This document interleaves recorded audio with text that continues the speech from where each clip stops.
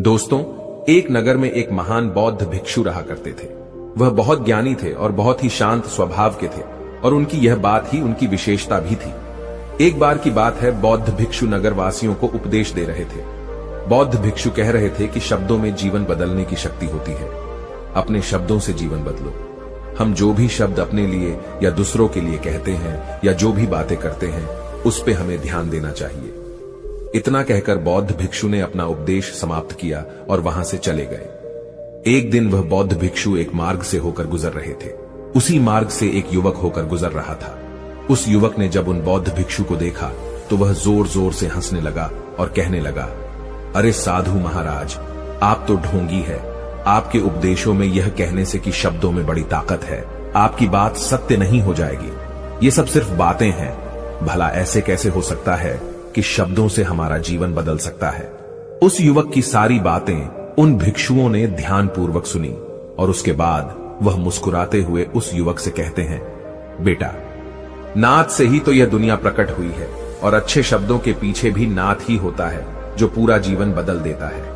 वह बौद्ध भिक्षु उस युवक से कहते हैं, देखो, मैं तुम्हें अपने अनुभव से बता रहा हूं, लेकिन फिर भी तुम्हें यकीन न हो तो तुम इसे खुद आजमा कर देख सकते हो। उन बौद्ध भिक्षु की यह बात सुनकर युवक थोड़ा सा गंभीर हो गया।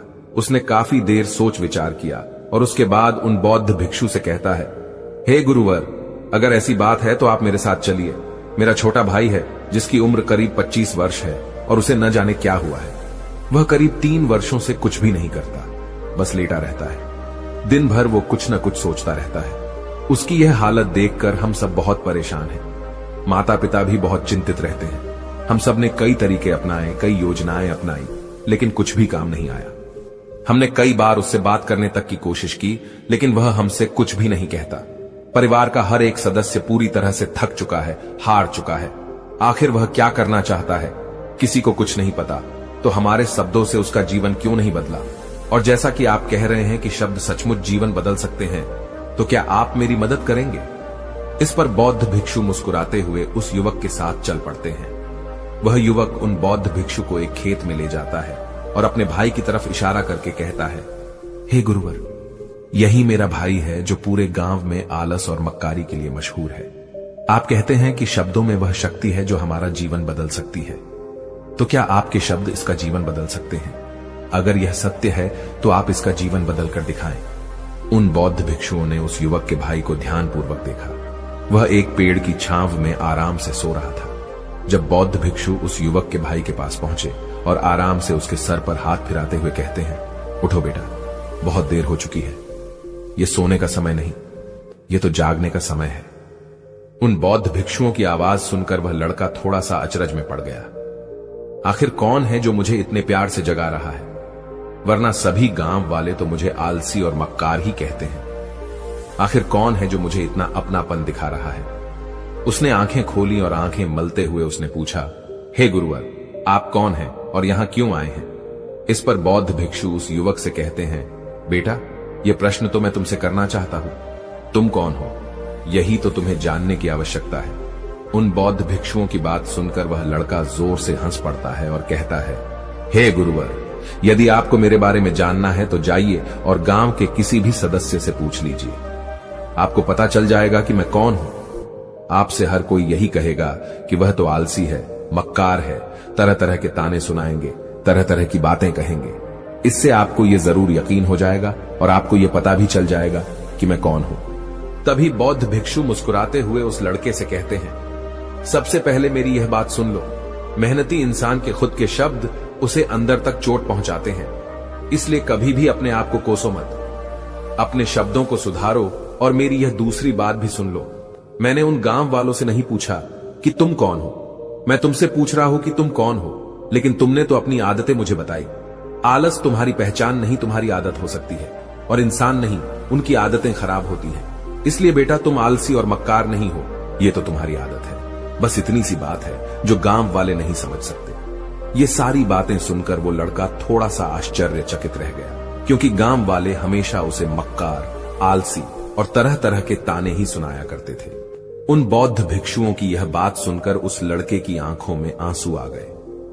वह तुरंत ही दोनों हाथ जोड़कर उन बौद्ध भिक्षु के चरणों में गिर पड़ा और उनसे कहने लगा, आप सत्य कहते हैं, यह मेरी आदत ही है और मैं इस आदत से बहुत परेशान हूं। मैंने बहुत कोशिशें भी की, लाख उपाय किए, लेकिन मैं अपनी इस आदत से छुटकारा ना पा सका। इन आदतों से बाहर आना बहुत कठिन है। मैंने कई बार आलस छोड़ने का प्रयास तक किया, पूरी कोशिश भी की, लेकिन कोई लाभ नहीं हुआ। मैं जब भी कोई कार्य करने की कोशिश करता हूं तो पता नहीं क्यों मेरा मन कहीं और भागने लगता है। मेरा दिमाग किसी और दिशा में काम करने लगता है और मैं उस काम पर ध्यान ही नहीं दे पाता। मैं क्या करूं, कैसे करूं, मुझे कुछ भी समझ नहीं आता। जब भी मैं किताबें पढ़ने की कोशिश करता हूं तो मुझे नींद आने लगती है। मन में एक अजीब सा दर्द महसूस होता है। ऐसा लगता है कि मेरा जीवन यूं ही व्यर्थ जा रहा है और जब मैं इस दर्द को बर्दाश्त नहीं कर पाता तो मैं सो जाता हूं, ताकि जब मैं उठूं तो मुझे दर्द न महसूस हो।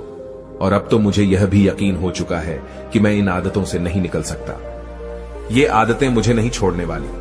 इस पर बौद्ध भिक्षु उस लड़के से कहते हैं, बेटा, यदि तुम इस आलस की आदत को छोड़ना चाहते हो तो मैं तुम्हें एक सही उपाय बता सकता हूं, लेकिन उसके लिए तुम्हें कल सुबह मुझे मिलना होगा, तभी वह तरीका मैं तुम्हें बताऊंगा।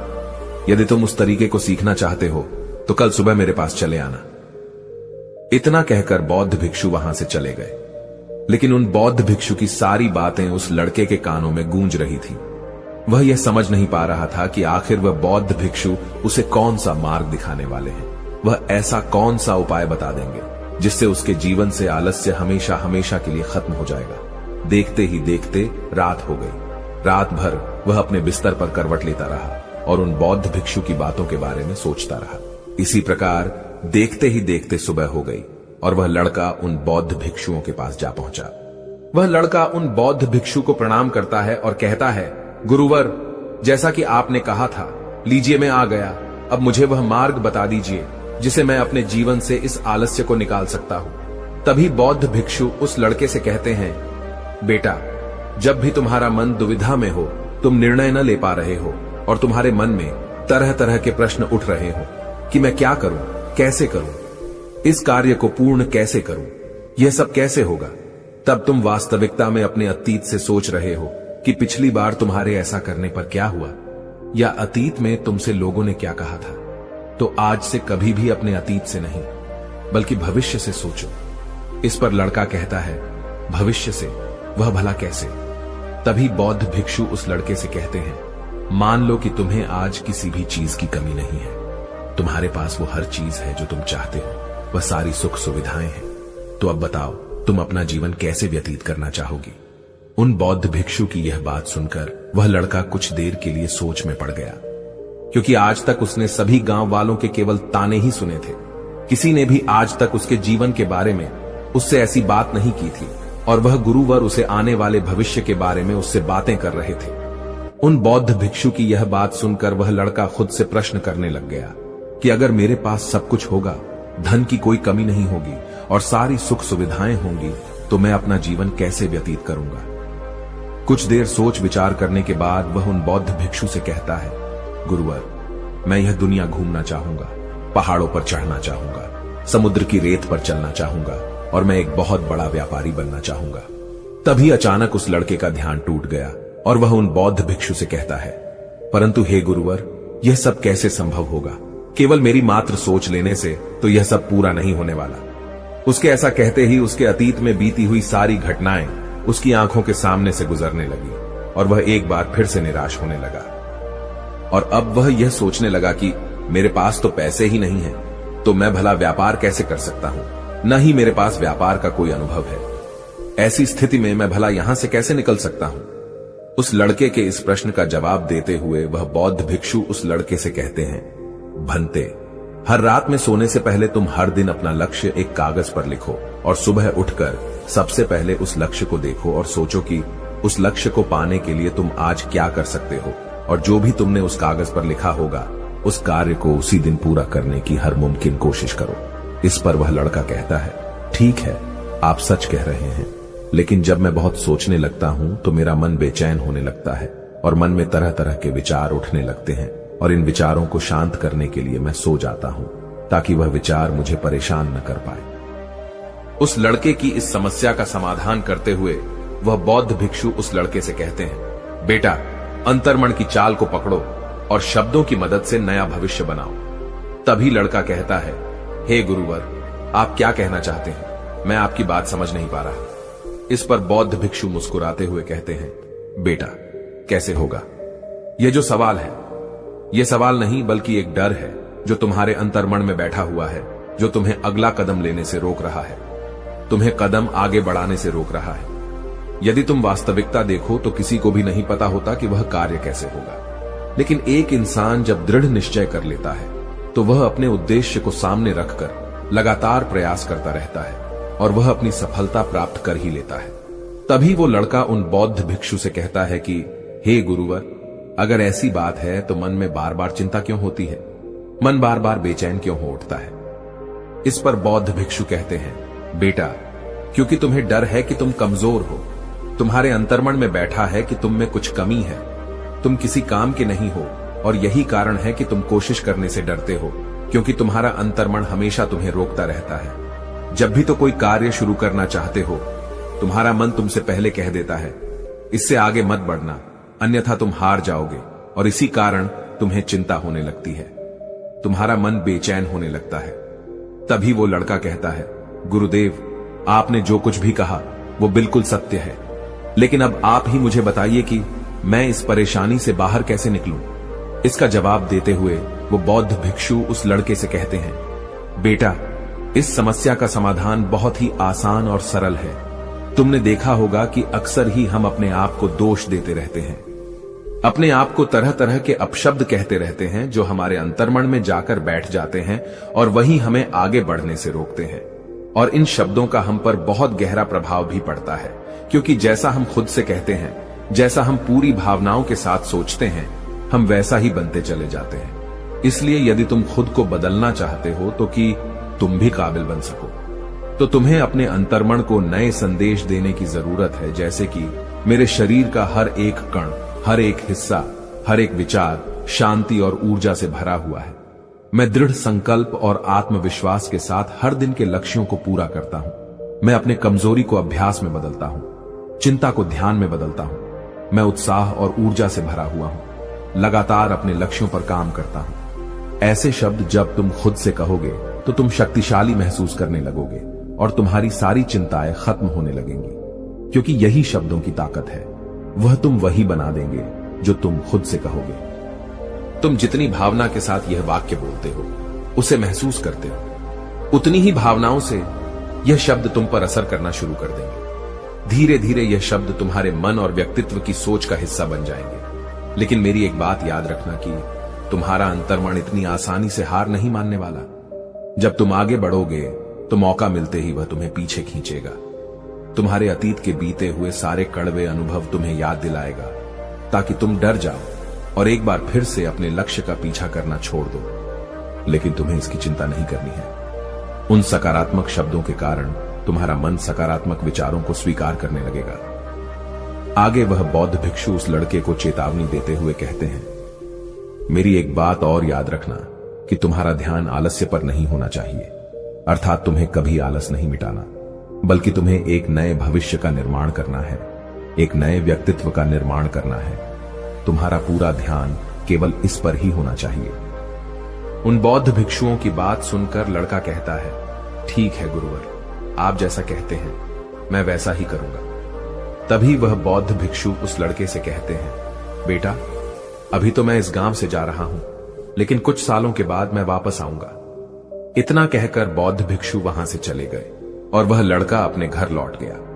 लेकिन अब उस लड़के के मन में तरह तरह के विचार चल रहे थे। वह लड़का यह सोच रहा था कि अगर मैं अपनी मनपसंद जिंदगी जीने लगूंगा, अगर मैं दुनिया घूमने लगा, नए लोगों से मिलने लगा और अपनी पसंद का काम करने लगा, तो मेरी जिंदगी कैसी होगी। उस बात को ध्यान करके उसने एक कागज पर अपना लक्ष्य लिखा और लिखकर सो गया। अगली सुबह जब उसकी आंखें खुली तो उसने उस पेपर पर लिखा हुआ लक्ष्य एक बार दोहराया। उसके बाद वह कुछ देर के लिए शांत हो गया। तभी उसे उन बौद्ध भिक्षु की बात याद आई कि तुम अपने लक्ष्य के लिए आज क्या कर सकते हो। उसने खुद से सवाल किया कि मैं आज अपने इस लक्ष्य को प्राप्त करने के लिए क्या कर सकता हूं। तभी उसे एक बार फिर से उस पेपर की तरफ ध्यान दिया। उस पेपर पर लिखा था कि मैं बाजार जाता हूं और लोग व्यापार करने की कौन सी चीजें, कौन से सामान लेकर आते हैं। मैं उन चीजों को देखता, उन चीजों को पता करता। वो पढ़ने के बाद तुरंत ही बाजार चला गया। वह अलग अलग दुकानों पर बैठा उन्हें देखा, लेकिन उसे कुछ समझ नहीं आ रहा था, क्योंकि लोग अलग अलग व्यापार कर रहे थे, अलग अलग तरह की चीजें और सामान ले रहे थे, और किसी ने उसकी कोई मदद नहीं की। वह बहुत उदास हो गया और निराश होकर वापस घर लौट आया। तभी उस लड़के को उन बौद्ध भिक्षु की एक और बात याद आई। शब्दों में बहुत ताकत है और शब्द हमारा जीवन बदल सकते हैं। उसे वह सकारात्मक विचार याद आए। वह उन्हें सुबह शाम दोहराने लगा और अब से वह हर दिन ऐसा ही करता। देखते ही देखते 1 महीना बीत चुका था, लेकिन अब तक उसके जीवन में कोई बदलाव नहीं आया था। अब वह लड़का यह सोचकर निराश होने लगा था कि उसके जीवन में तो कुछ भी परिवर्तन नहीं हो रहा। लेकिन 1 महीने के बाद उसे महसूस हो रहा था कि वह पहले से अच्छा महसूस कर रहा है। उसका दिमाग अब अच्छी तरह से सोच पा रहा है। वह पहले से ज्यादा चलने फिरने लगा है। धीरे धीरे उसे समझ में आने लगा कि जो लोग आगे बढ़ते हैं, महान काम करते हैं, उनकी सोच में कितना अंतर होता है। वे लोग हमेशा शक्तिशाली विचार सोचते हैं। दूसरों की छोटी सोच और डर से वह कभी प्रभावित नहीं होते। जब भी उनके सामने कोई मुश्किल आन पड़ती है तो वह घबराते नहीं, बल्कि उस समस्या का समाधान निकालते हैं। इस समस्या के समाधान पर ध्यान केंद्रित करते हैं और न ही वह कभी किसी का इंतजार करते हैं। वह केवल खुद पर विश्वास करते हैं और तुरंत ही कदम आगे बढ़ाते। जब उस लड़के को ये सारी बातें समझ में आने लगीं, तो उसने भी धीरे धीरे अपने कदम आगे बढ़ाने शुरू किए। उसने बिल्कुल वैसा ही व्यवहार करना शुरू किया। अब से वो कभी खाली नहीं बैठता था। जब भी उसका मन करता, वो बाजार जाता और लोगों के बारे में जानता समझता कि वो किस प्रकार व्यापार कर रहे, कौन से चीजें खरीद रहे हैं और किन चीजों पर उन्हें लाभ हो रहा है। और जब उसका मन करता तो अपने पिता की मदद भी करता था। वो अपने पिता के साथ मंडी में जाता, वहां पर जाकर मोल भाव करता। ते हमेशा कुछ न कुछ सीखने में ही जुटा रहता है। तभी एक दिन गांव में एक मसाले का व्यापारी आया। उसे कुछ पढ़े लिखे नौजवानों की जरूरत थी, जो माल की गिनती कर सके और हिसाब रखने का काम कर सके। वह लड़का अपने लक्ष्य को जानता था कि उसे क्या पाना है। उसे समझ में आ गया था कि इस काम से उसे बहुत कुछ सीखने को मिलेगा। बेहिचक उस सेठ के पास पहुंच गया। वह जानता था कि उसे उस काम के बहुत कम पैसे मिलेंगे, लेकिन फिर भी वह उस काम को करने के लिए तैयार था। अब उस लड़के की सोच पूरी तरह से बदल चुकी थी। अब वह बाकी लोगों की तरह नहीं सोचता था। बहुत ईमानदार और समझदारी से काम करता था। देखते ही देखते करीब 3 महीने बीत गए और अब व्यापारी यह समझ चुका था कि नौजवान बहुत ही समझदार है और वह उसे व्यापार में बहुत मदद करता है। इसलिए उस मसाले के व्यापारी ने उस लड़के को अपना सहायक बना लिया। उस व्यापारी ने देखा कि इस लड़के की दिनचर्या सबसे अलग है। यह हर दिन पढ़ता है, लिखता है, सुबह उठकर ध्यान करता है, नई चीजें सीखता है। परेशानी आई तो भी विचलित नहीं होता। ये सबसे सम्मान से बात करता है, सबका आदर करता है। देखते ही देखते 1 साल बीत चुके थे और अब तो व्यापारी उस नौजवान से बहुत खुश था। उसने धीरे धीरे उस नौजवान को व्यापार के सारे गुण सिखा दिए और देखते ही देखते वह लड़का अब एक छोटा सा व्यापारी बन चुका था। और जब उस लड़के के अंदर व्यापार की समझ आ गई तो उसने जड़ी बूटियों का व्यापार शुरू कर दिया और देखते ही देखते केवल कुछ ही वर्षों में उस नगर का सबसे बड़ा व्यापारी बन गया। लोग उसे सबसे बड़े व्यापारी के नाम से जानने लगे। उसकी नाम दूर दूर तक फैलने लगा। करीब 5 वर्षों बाद जब वह वापस अपने घर लौटा तो लोग बहुत हैरान थे। उसे देखकर लोग बहुत अचंभित थे। उसके सारे जानने वालों ने उस लड़के से पूछा, तुम इतना कैसे बदल गए? तब उसने कहा, उन गुरु ने सच ही कहा था, शब्दों से हम जीवन बदल सकते हैं। वैसे आपने आज के इस वीडियो से क्या सीखा हो, मुझे आप कमेंट में जरूर बताइएगा। इसी के साथ में उम्मीद है कि आपको आज की ये वीडियो जरूर पसंद आई होगी। तो इस वीडियो को लाइक और अपने दोस्तों के साथ शेयर भी जरूर कीजिएगा और हमें ऐसे ही सपोर्ट करने के लिए चैनल को सब्सक्राइब जरूर दबा दीजिएगा। तो चलिए फिर मिलते हैं अगली वीडियो में। तब तक के लिए अपना ख्याल रखें। धन्यवाद और नमो बुद्धाय।